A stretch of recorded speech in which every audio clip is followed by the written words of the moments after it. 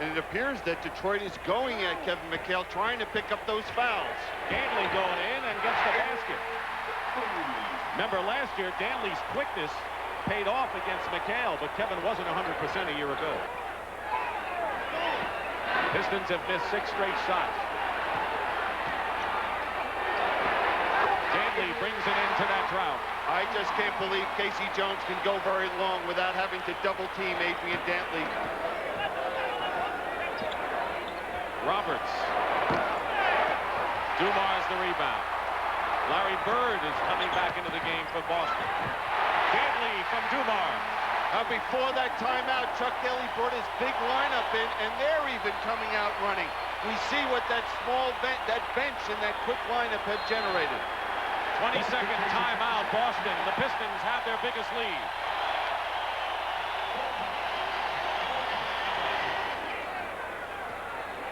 Danny Ainge must feel there has to be a lid on the top of that basket. He's 1 for 7 in this game. Dantley with a great inside move on Bird. The Celtics are not letting the Pistons run, getting back effectively defensively. Doing an excellent job, but it's restrictive of Thomas because he has no one to run with. Dantley, just inside the three-point line, has 11 now to lead the Pistons. He is mired in a terrible shooting slump at the worst possible time for Boston. You know, that first period, he asked to come out. His back was hurting so much. Less than 6.5 remaining in the third. Adrian Dantley. He'll have that shot all day long because Kevin McHale isn't quick enough to come out and play him out on the court. Dantley leads with 13 points in the Old Pros. Before the series started, Larry Bird said he did not like playing in this building, and he has not played well at all shooting the basketball. He's done the other things, but they need his offense so desperately to have any success in Boston. He's shooting 25% in this game after 37% coming into it. Dantley.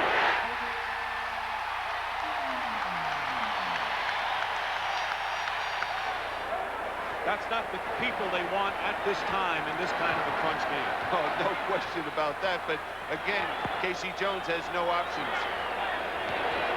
Dantley going to the hoop, lays it in. Notice that Thomas and Laimbeer continue to look up at the clock. We're halfway through this fourth period. That's how close the Pistons are.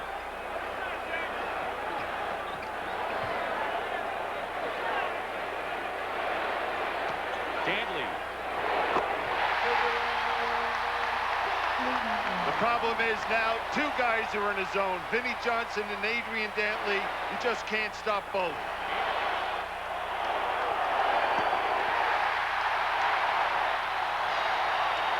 Maybe among the best defensive efforts we've seen in the playoffs in a long time, Bill. And now they're going to have to gear themselves up for a different opponent, a quicker opponent, either Dallas or LA. The game's over. Detroit wins.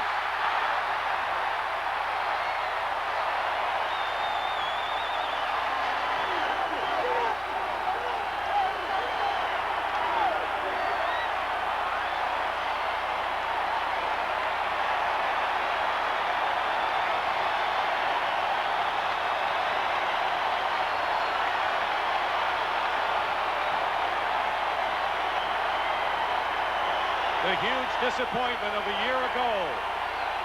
Blowing the 5th game, losing in 7. All erased from the minds of the Detroit Pistons. They have finally etched the Boston Celtics from their minds. Jack McCloskey, the general manager, and Chuck Daly and his staff. 95-90, the final score.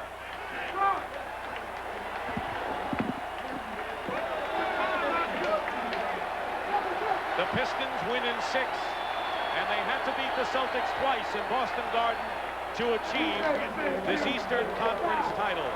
We'll be back at the Silverdome with more in just a moment.